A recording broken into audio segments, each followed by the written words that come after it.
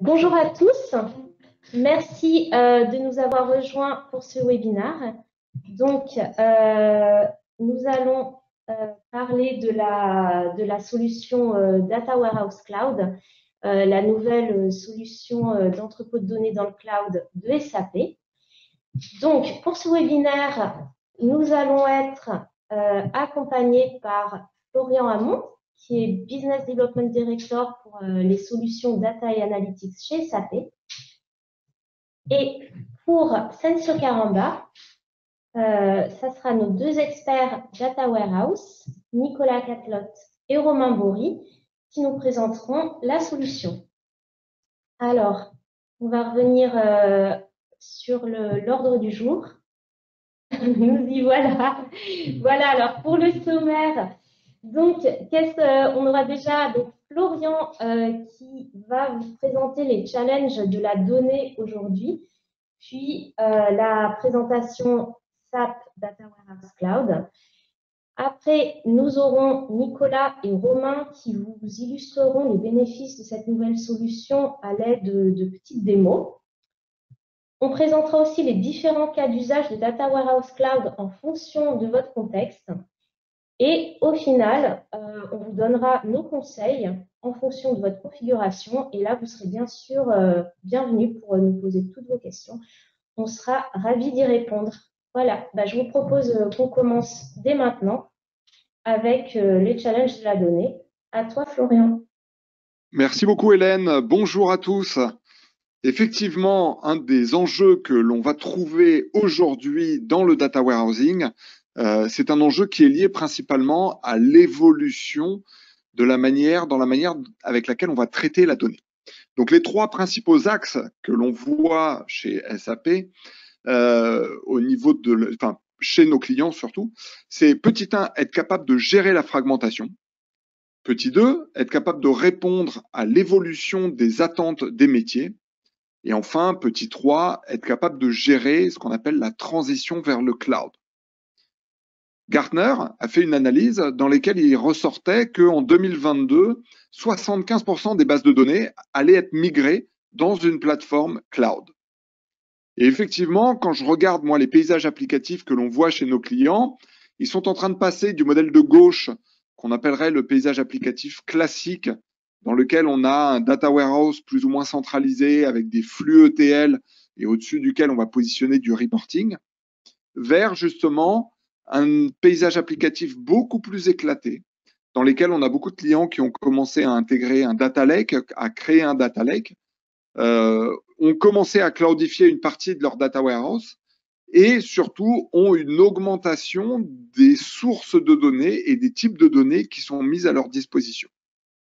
Et donc, par rapport à ça, la problématique, ça va être justement de gérer l'analyse autour de ces différents paysages applicatifs.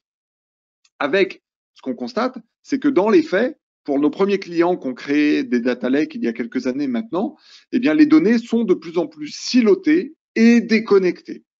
Avec cette image qui montre bien que derrière l'impression d'unicité, eh bien, on a une faille entre les deux avec d'un côté le data lake et d'un autre côté les données applicatives et les données métiers.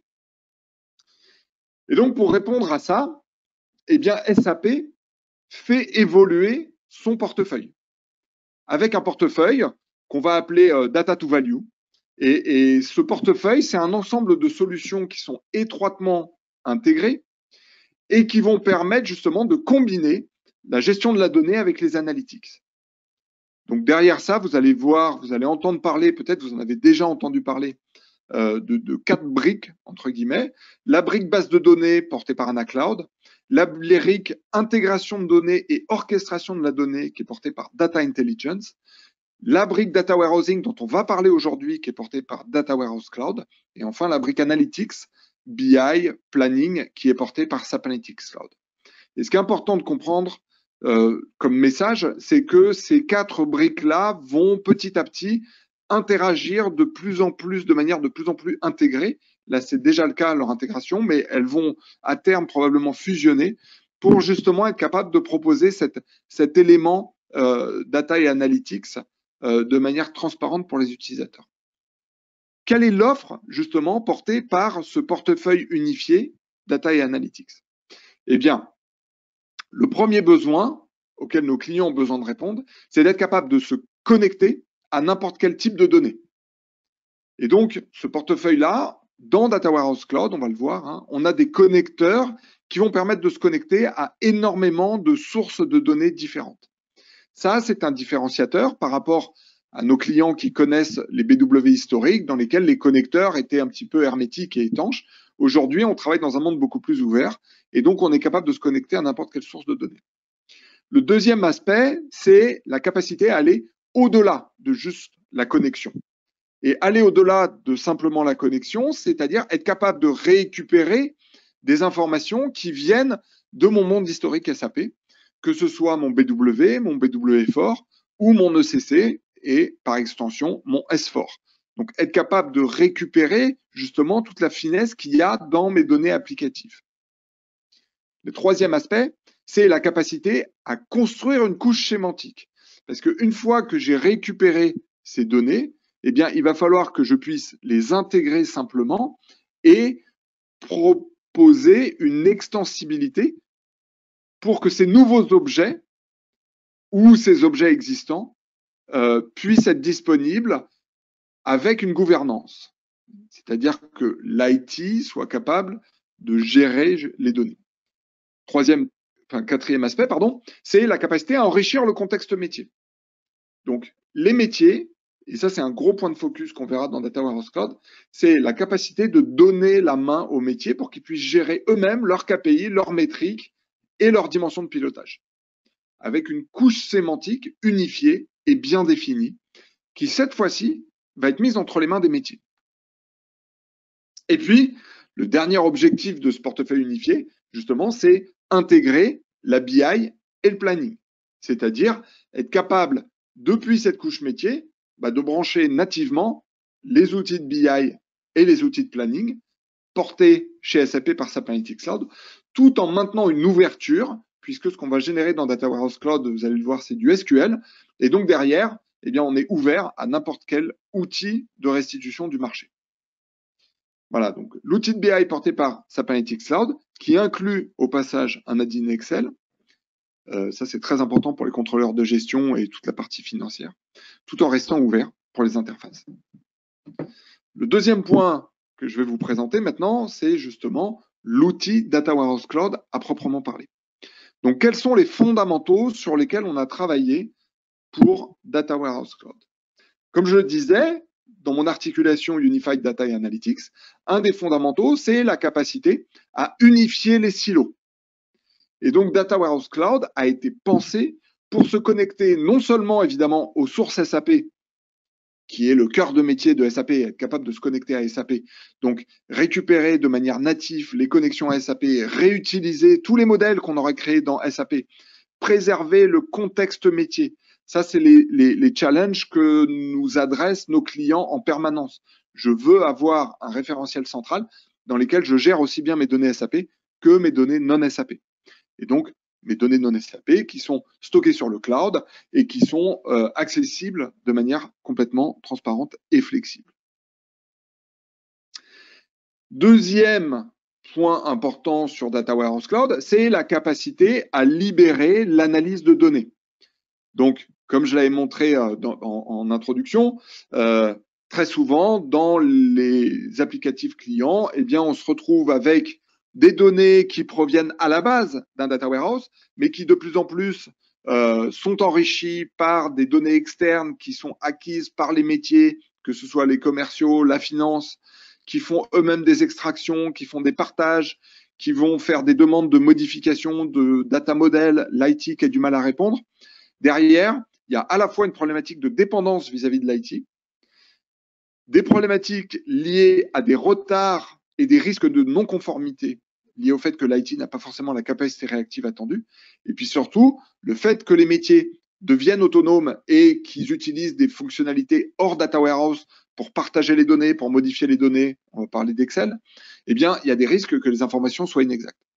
Tandis qu'avec Data Warehouse Cloud, l'idée, c'est de proposer un espace de travail, donc un data warehouse, dans lequel on a travaillé sur des fonctionnalités qu'on appelle des espaces.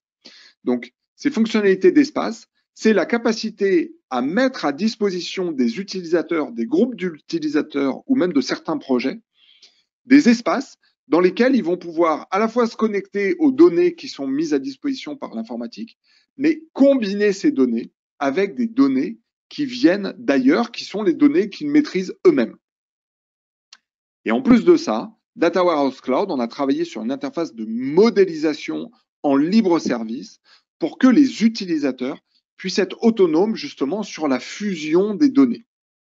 Donc, on va avoir cette couche de modélisation, on va avoir cette couche de gestion sémantique, donc la couche sémantique. On va avoir la capacité, évidemment, de partager les données et de faire de la collaboration. Et derrière ça, en fait, le fait que tout se passe dans Data Warehouse Cloud fait que on est toujours capable de redonner la main à l'informatique pour tout ce qui est gouvernance et pour tout ce qui est sécurité obligatoire au sein des entreprises.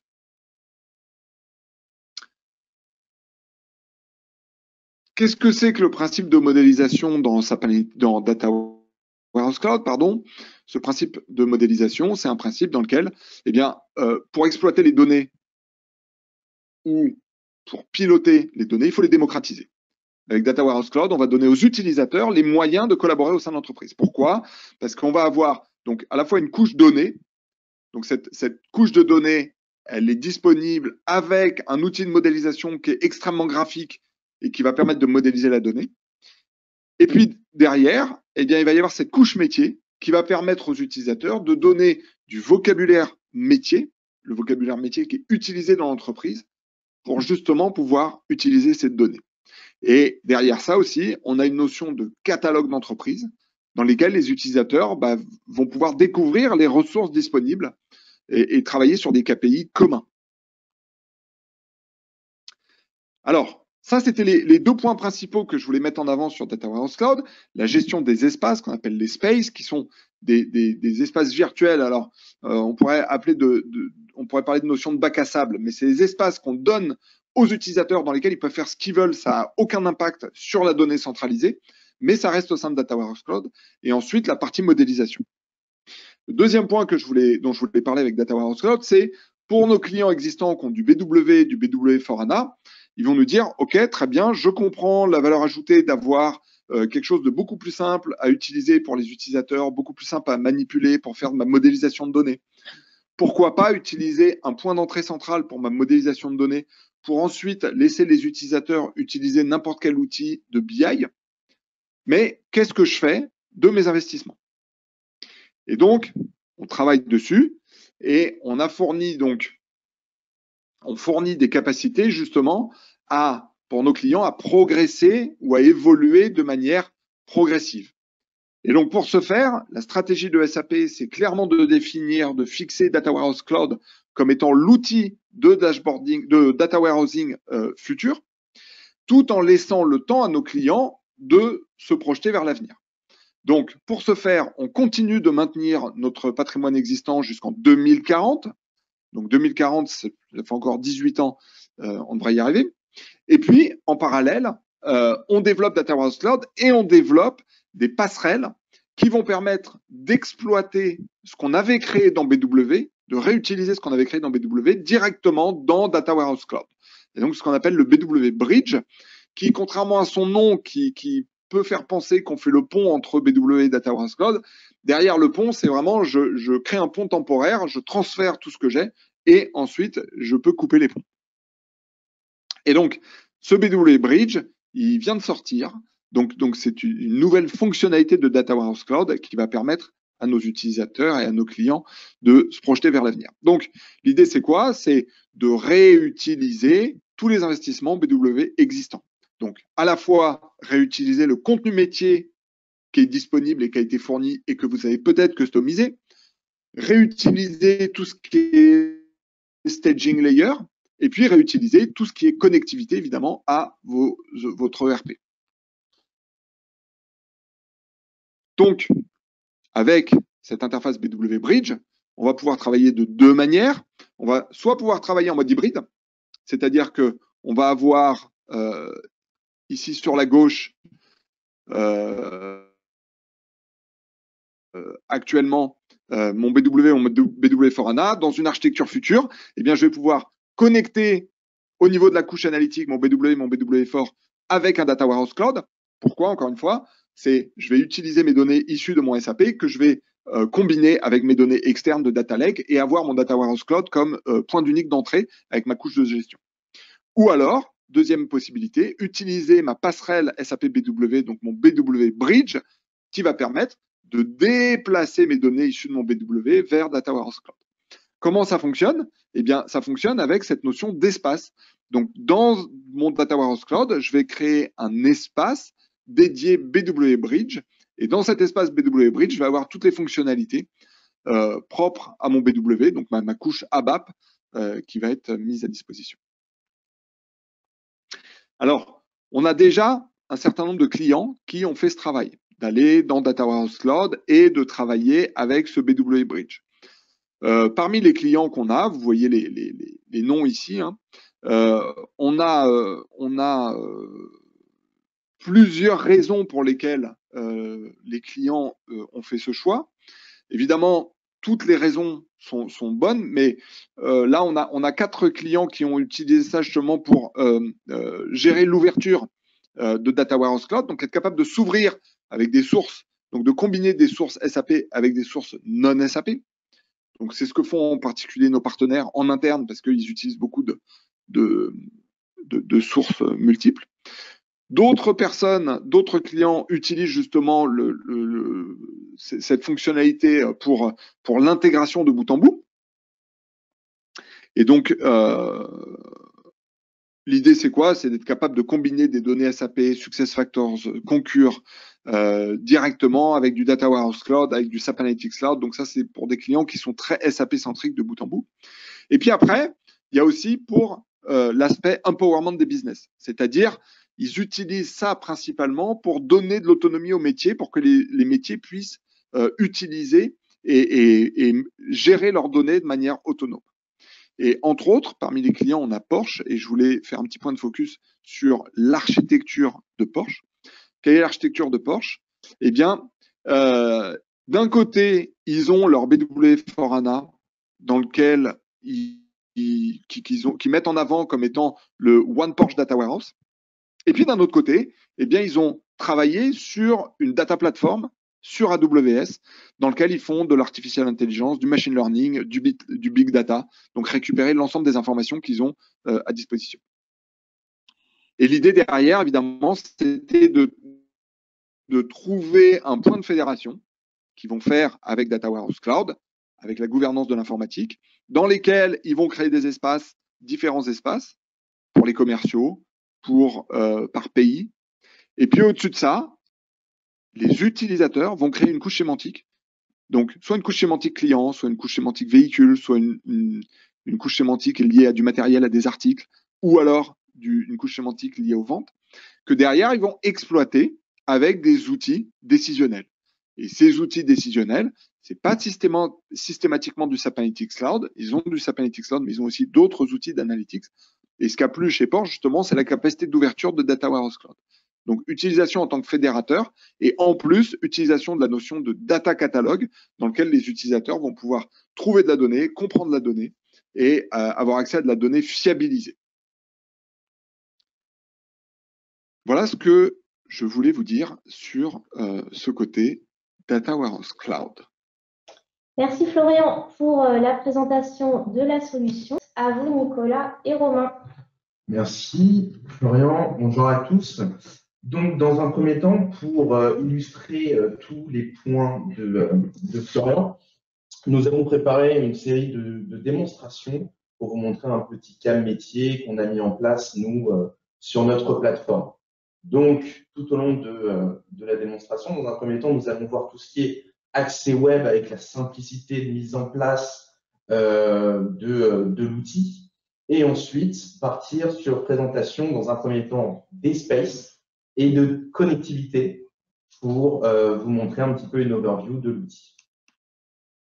Pour cette présentation de Data Warehouse Cloud, nous allons vous présenter les principales fonctionnalités de l'outil. Dans un premier temps, les spaces. Les spaces sont des espaces de travail qui vont nous permettre de gérer toutes les sources de données, les utilisateurs et nous permettant d'utiliser de nombreuses options. Dans le cadre de cette démonstration, nous avons donc créé le Space Vent dans lequel nous allons créer toutes nos vues sur les sources de données que nous avons identifiées. Au niveau de l'overview des spaces, nous avons dans un premier temps les paramètres généraux. Nous avons tout d'abord la possibilité de modifier le stockage dans le space, à savoir l'espace disque, mais également l'espace in-memory, afin de pouvoir gérer si le space doit être accéléré via le in-memory ou non. Nous avons également la notion de priorité, afin de pouvoir gérer en priorité ce space ou non. Plus la priorité est importante, plus ce space sera privilégié lors de calculs dans l'utilisation des vues, notamment. Dans le space, nous pouvons donc gérer les membres qui pourront avoir accès au space avec leurs différents rôles qui leur sont associés afin de pouvoir déterminer les actions qu'ils vont pouvoir effectuer sur ce space. Enfin, l'autre point important est la présence de la création des connexions directement dans le space, afin de bien pouvoir compartimenter quel space peut avoir accès à quelles données. Pour ce faire, il suffit de cliquer sur Go to Connection afin de pouvoir arriver sur l'écran de gestion des connexions. Dans notre cas, nous avons déjà mis en place une connexion sur SAP S/4HANA On-Premise avec lequel nous allons récupérer de nombreuses sources de données. Mais il est également possible de créer des connexions sur de très grands nombres de systèmes, que ce soit des systèmes SAP comme SuccessFactors, S/4HANA On-Premise, S/4HANA Cloud, BW, ECC, mais également des connexions non SAP comme Azure, Google BigQuery, Hadoop, Oracle et bien d'autres. L'outil va donc nous permettre de se connecter à toutes ces sources de données afin de pouvoir faire nos consolidations. Donc, de ce qu'on a pu voir, les spaces vont pouvoir, comme l'avait dit également Florian, sécuriser et mieux gérer les accès aux données, mais également aux modèles de données, notamment parce que c'est dans ce point d'entrée que nous allons pouvoir gérer tout ce qui est connexion. Et c'est vrai qu'avec le nombre très important de connecteurs, on va pouvoir se connecter à de nombreux systèmes hétérogènes pour pouvoir travailler sur nos données. C'est la deuxième partie de notre présentation, à savoir, on va vous présenter la modélisation Data Warehouse Cloud au travers du Data Builder où on va pouvoir consolider toutes nos données. À la suite de la création de ces connexions, nous allons donc pouvoir commencer les travaux. Tout se passe dans le Data Builder, dans lequel nous allons pouvoir créer des vues, que ce soit graphiques, SQL, ainsi que d'autres objets à partir de sources de données, mais également pouvoir intégrer des tables à partir de fichiers plats. Pour cette démo, nous avons créé deux vues, que sont référentiel client et facture, avec les factures qui vont concerner donc toute la facturation, et nous remonter donc les indicateurs de CA et de quantité, mais également la vue référentiel client que nous avons consolidé avec différentes informations. Pour rentrer un petit peu plus dans les détails des vues, nous allons regarder le référentiel client. Celle-ci se compose donc de trois sources de données. La table client, la table organisation commerciale, ces deux tables venant de notre S/4HANA, mais également une vue organisation commerciale par région venant d'un fichier plat. Nous allons donc pouvoir faire différentes actions comme la création de nouvelles colonnes, également joindre les sources de données à partir de jointures, créer des unions, créer des agrégations afin de pouvoir gérer le plus possible de cas métiers. À la suite de tous ces traitements que vous pouvez effectuer à la volée avec les modifications qui sont en direct, puisque les vues sont virtualisées, nous allons pouvoir mettre en place les priorités de la vue. Il faut d'abord paramétrer l'usage sémantique. Dans notre cas, c'est une vue référentielle, donc nous avons créé une vue de type dimension. Nous allons pouvoir donner accès à cette vue de manière à ce qu'elle soit disponible dans les outils de reporting ou non. Nous allons pouvoir définir les attributs, les clés, renommer les champs, toutes ces petites actions qui sont nécessaires au quotidien. Nous avons également la notion d'input parameter qui vont nous permettre de créer des filtres dynamiques à destination des utilisateurs. Ces derniers auront donc une invite à renseigner à l'ouverture du rapport afin de filtrer les données ou bien de modifier les données directement dans la vue Data Warehouse Cloud. Nous avons également l'option de persistency qui nous permettra de stocker ou non le résultat de la vue directement dans Data Warehouse Cloud. Cette mise en persistance peut être planifiée de manière récurrente selon les besoins. Nous avons également l'option de créer des associations, ce qui nous permettra de définir justement les liens entre les différentes sources de données et ces associations seront ensuite réutilisables dans les vues qui consommeront justement la vue référentielle client. Pour finir, nous avons également la notion de Data Access Control qui pourra être utilisée pour justement restreindre l'accès aux données aux utilisateurs. Une fois le paramétrage de la vue effectué, nous allons donc pouvoir l'utiliser de deux manières. Soit via Expose for Consumption afin de pouvoir la donner en accès directement aux outils de reporting, ou bien en l'utilisant dans le Business Builder afin de pouvoir paramétrer une couche sémantique plus large et qui est beaucoup plus facile à utiliser, notamment pour les business users qui n'ont pas forcément besoin d'avoir de compétences techniques comme on a pu le voir sur la présentation du Data Builder. Pour ce faire, nous avons décidé de créer un space spécialisé dans la consommation de ces vues. Cela nous permet de garder de mon côté l'ensemble des modifications sur les vues afin de ne pas modifier les sources de données et de partager ces vues en accès, en lecture pour les utilisateurs finaux. Alors, comme vous avez pu le voir, nous avons pu regarder donc tout ce qui est étape de modélisation. Donc, cela permet donc de créer des vues pour consolider ou également traiter vos données. À savoir que c'est une interface qui est plus orientée utilisateur IT ou business avancé. Et on a également vu l'option pour le partage des vues dans d'autres spaces, ce qui justement apporte un côté beaucoup plus collaboratif que ce qu'on pouvait avoir par exemple sur les outils BW actuellement très largement utilisés sur le marché. À partir de là, nos modèles de données sont donc prêts et nous allons donc pouvoir les consommer directement dans le Business Builder pour créer notre couche sémantique.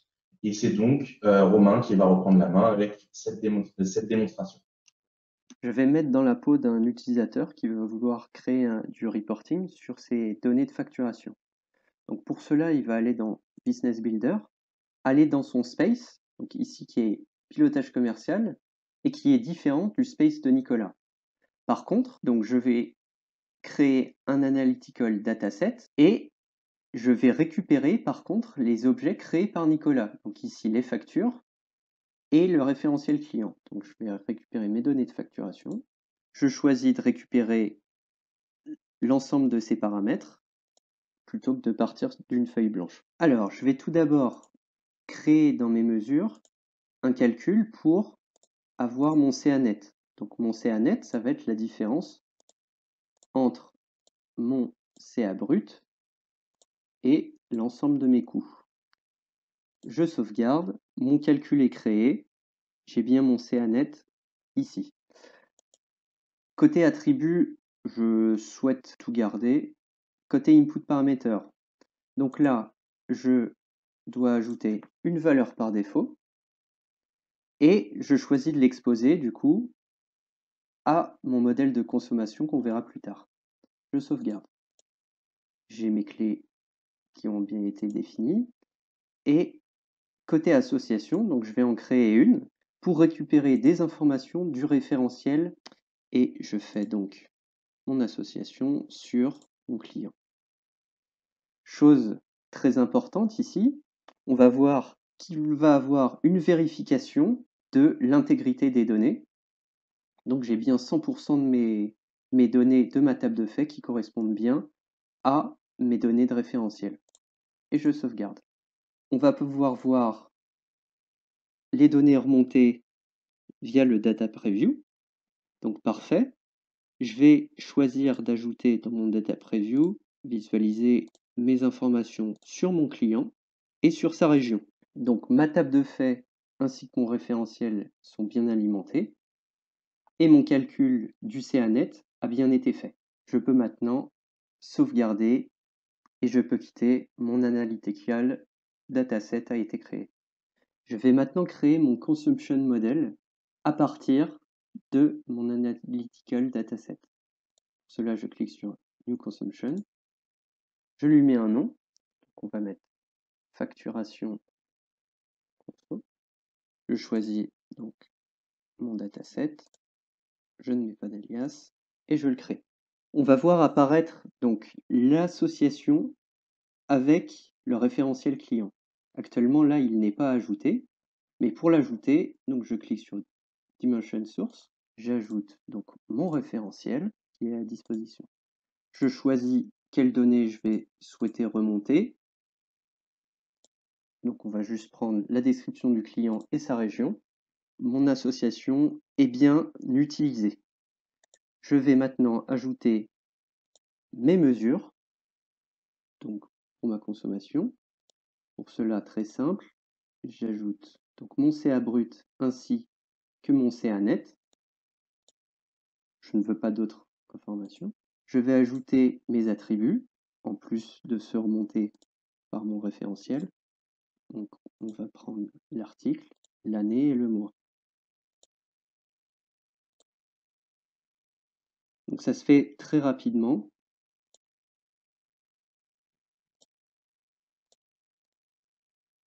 Et mon mois. Voilà. Maintenant, je vais passer donc sur mon input paramètre que j'ai paramétré précédemment. Donc, c'est mon IP qui était sur mon année et qui est bien là et qui me récupère bien donc la date par défaut que j'avais paramétré précédemment et je l'ajoute. Je peux ajouter un filtre, donc on va ajouter un filtre sur mes articles qui sont différents de vide, bien sûr. Et chose très importante dans Général, je vais maintenant autoriser la consommation de données via cette option ici. Et je sauvegarde. Maintenant, je vais créer ma perspective qui va permettre à mon outil de reporting de consommer mon modèle de données. Le titre, ça va être les factures par région, année et mois. Je ne souhaite rien d'autre et j'ajoute mes informations. Donc, je vais construire mon futur reporting. J'ai bien mon input qui a été ajouté ici, mon filtre qui a bien été récupéré. Je sauvegarde. Je vais pouvoir, à partir de maintenant, consommer ce modèle dans mon outil de reporting qui est SAC. Donc le Business Builder, comme on a vu, permet d'utiliser les données du Data Builder et de créer une couche sémantique à destination du reporting. Il est destiné à tous les utilisateurs, y compris ceux du business, qui pourront l'utiliser en mode self-service, pour créer ou utiliser les axes, les indicateurs et leur modélisation rapidement. Nous allons maintenant passer au reporting. Je vais maintenant vouloir consommer ma perspective dans SAC. Pour cela, je clique Sur le raccourci, je vais sélectionner la connexion directement live Data Warehouse Cloud. Je sélectionne mon space, qui est bien pilotage commercial, et récupérer ma perspective créée précédemment dans Data Warehouse Cloud. Et je vais commencer à pouvoir consommer mes données qui venaient pour rappel d'un S4 et les données de référentiel venant là actuellement d'un fichier plat pour la démonstration. Je vais faire quelque chose de très simple, ajouter mon CA-net qui m'intéressait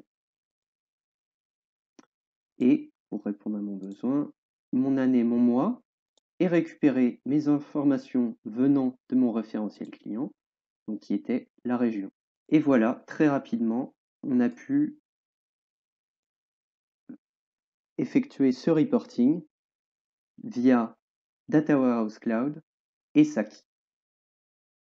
Donc, nous venons de voir la facilité avec laquelle vous passerez de votre flux Data Warehouse Cloud au reporting dans Saki.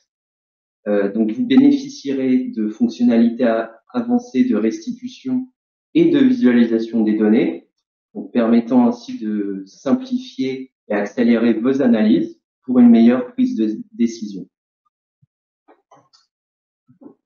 Merci Romain. Pour poursuivre, nous allons maintenant vous parler de cas d'usage que nous avons identifiés.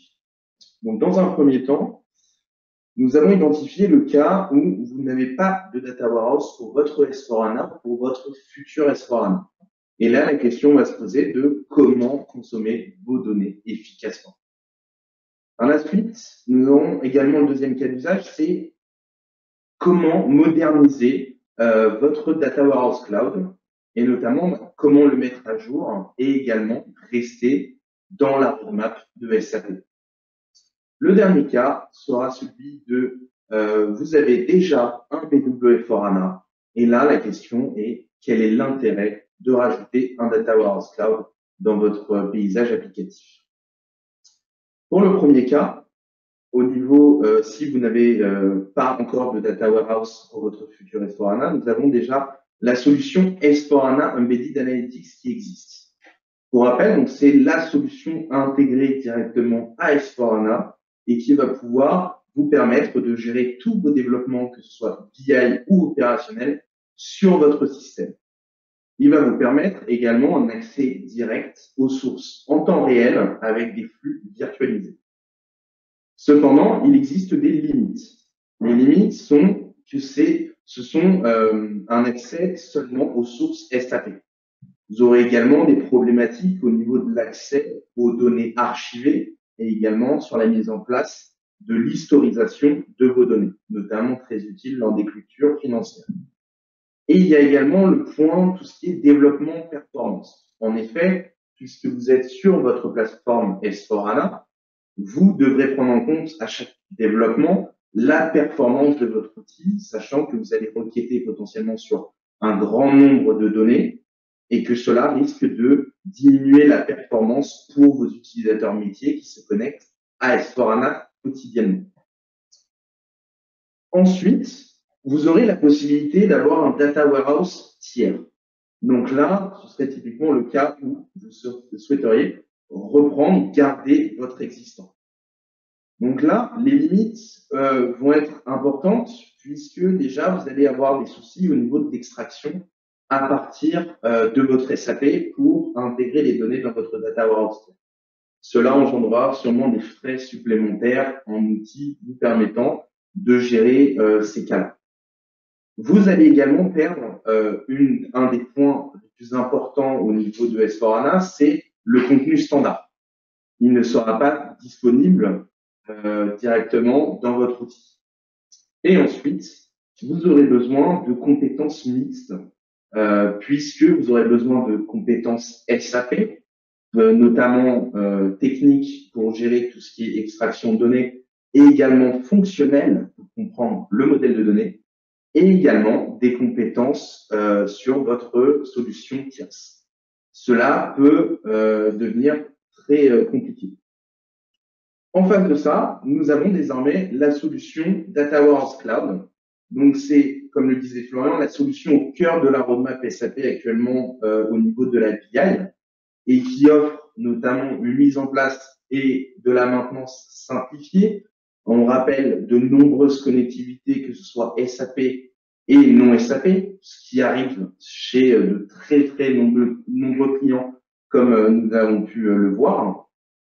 Et il propose donc un accès à vos données en temps réel, qui vont être utilisés via un accès virtuel, ou bien, comme on a montré dans la démonstration, on peut stocker tous les résultats dans votre Data Warehouse Cloud et ainsi tout basculer sur Data Warehouse Cloud. Également, ce qu'il propose, c'est vraiment un bond dans le self-service pour vos utilisateurs business, notamment ce qu'on a vu sur la couche du Business Builder, où on a défini la couche sémantique. Au niveau des points de vigilance sur cette solution, donc, la solution est évolutive, mais reste jeune. Donc, il faut prendre ça en compte. Mais au vu des choses prévues dans la roadmap, on s'attend à beaucoup de belles choses sur cette solution. Nous avons également donc dans le même point, c'est on ne couvre pas encore l'ensemble des fonctionnalités BW et ANA, mais cela ne saurait tarder. Si on doit résumer ce point-là, c'est que Data Warehouse Cloud rejoint progressivement BW4HANA en tant que Data Warehouse référence pour la consommation des données de S4HANA. Maintenant, je vais laisser la main à Romain pour les autres cas d'usage. Donc, sur le second cas, vous êtes dans le cas d'un BW, vous avez un BW qui fonctionne et vous souhaitez moderniser donc votre Data Warehouse. Pour information, si vous avez donc un BW 7.4, la fin de support était en 2020 et pour un W 7.5, on est sur une fin de support en 2027. Donc, vous savez que vous allez devoir migrer obligatoirement dans un futur très proche. Côté point de vigilance, vos coûts de maintenance machine, mais aussi de développement, vont être en augmentation avec également des performances en déclin dues en partie à une perte d'innovation. Et comme je l'ai dit précédemment, vous avez une fin de support SAP également qui accompagne ce déclin. Côté Data Warehouse Cloud, donc qui est voilà le successeur de la roadmap SAP, donc vous avez sûrement prévu de migrer sur un BW4HANA, mettons, et justement, Data Warehouse Cloud va vous permettre d'anticiper et commencer à utiliser directement vos objets dans l'outil. Et ce, notamment, grâce au BW Bridge, que vous pourrez utiliser soit en vous connectant directement à votre système SAP avec un accès virtuel via Remote Table, ou en migrant directement vos modèles et objets BW. Ensuite, vous avez la possibilité d'utiliser donc différents connecteurs pour accéder à vos outils SAP, mais aussi à vos outils tiers, comme Nicolas vous l'a présenté tout à l'heure. Vous allez pouvoir donc utiliser des données de différentes sources et créer des modélisations self-service. Vous allez également gagner en maintenance car vous ne serez plus en charge de la maintenance de votre système. Côté point de vigilance, donc c'est comme l'a dit Florent tout à l'heure, l'outil BW Bridge vient de sortir, donc il faut garder un œil attentif sur cet outil parce qu'il vous sera très utile pour la suite. Il faudra faire attention à bien vérifier les différents scénarios de conversion de vos objets et notamment ceux des vues ANA. Et notre recommandation, c'est de consommer vos données BW dans Data Warehouse Cloud et ainsi anticiper la suite. Le troisième cas, c'est que vous avez déjà un BW fort. Donc, vous possédez un outil qui est mature, performant, avec du contenu standard qui est conséquent et une fin de support qui est assez lointaine, qui est en 2040. Donc, la migration dans le futur sera évidemment possible. Côté point de vigilance, vous bénéficiez de moins d'innovation car votre architecture est moins ouverte et moins orientée dans le cloud. Vous savez également que l'ajout de sources tiers sur un BW est souvent compliqué et vous avez souvent recours à des outils tiers, par exemple un SLT. L'avantage d'utiliser Data Warehouse Cloud en complément de votre BW fort sera notamment d'agir comme un fédérateur de données SAP et non SAP. Vous allez pouvoir rendre autonomes vos utilisateurs et en leur permettant d'accéder à des données fiabilisées, pouvant être isolées grâce au Space, et les utilisateurs pourront créer ainsi leur modélisation en self-service. Une recommandation plus qu'un point de vigilance sera d'étudier le retour sur investissement de Data Warehouse Cloud avec les bénéfices apportés. Et notre recommandation, c'est d'utiliser votre BW Fort et Data Warehouse Cloud, donc en mode hybride, et qui vous apporterait les avantages cités précédemment. Merci Romain. Donc pour clôturer ce point, donc nos conseils. Dans un premier temps, donc Data Warehouse Cloud, pour résumer, donc c'est un outil qui va proposer de très nombreuses fonctionnalités très intéressantes et qui ne cesse d'évoluer, de se développer pour justement permettre à tous les utilisateurs de se retrouver dans l'utilisation des données.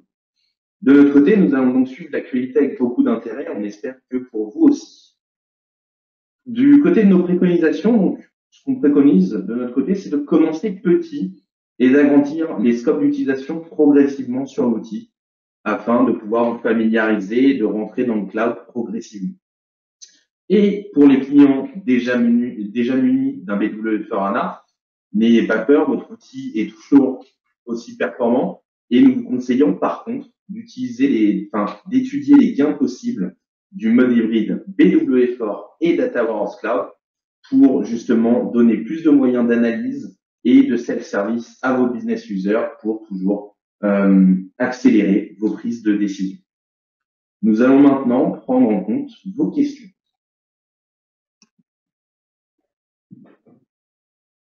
Merci Florian, merci Nicolas, merci Romain. Alors, n'hésitez pas à nous poser des questions dans la fenêtre de chat prévue à cet effet. Que ce soit des questions sur l'outil ou sur votre contexte, qu'est-ce qu'on peut vous conseiller. Vous êtes les bienvenus. Ah, alors on a déjà une question. Alors, concernant la tarification, comment est-ce que ça se passe pour la tarification?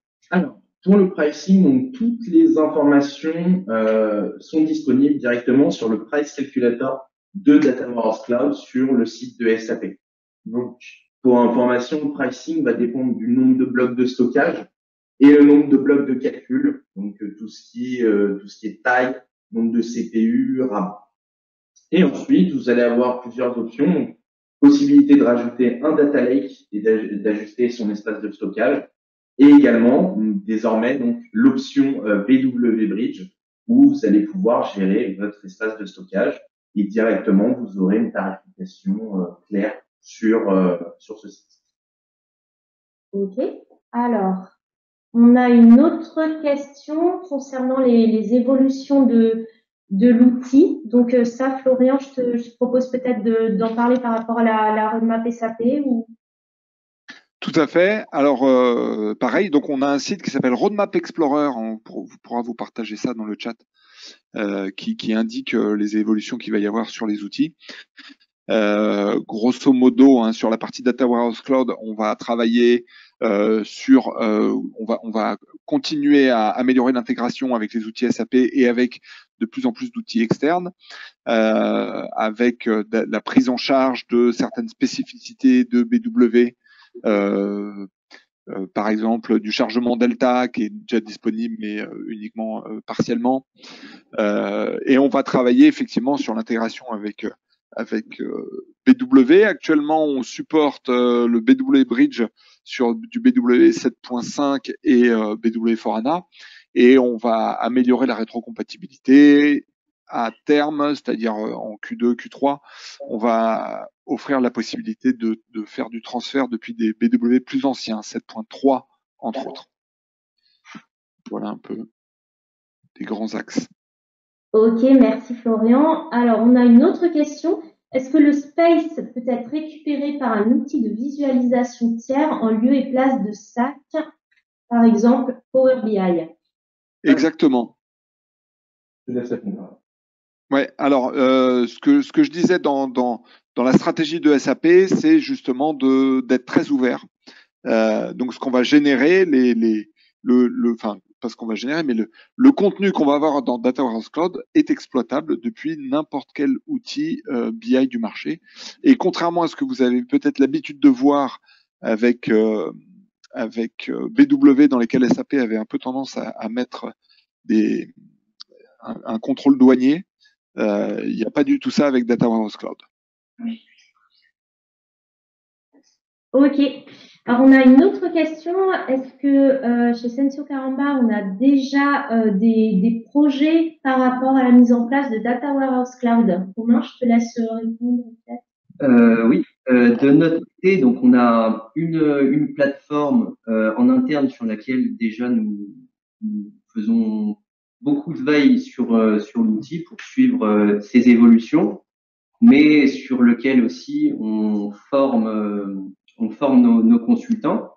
Et nous avons effectivement effectué un POC sur donc 2022 sur l'implémentation d'un Data Warehouse Cloud, à partir d'un ECC pour donc un client qui travaillait dans l'optique. Voilà. Alors, on a une autre question. À quand le private cloud? Donc ça, c'est peut-être pour toi, Florian.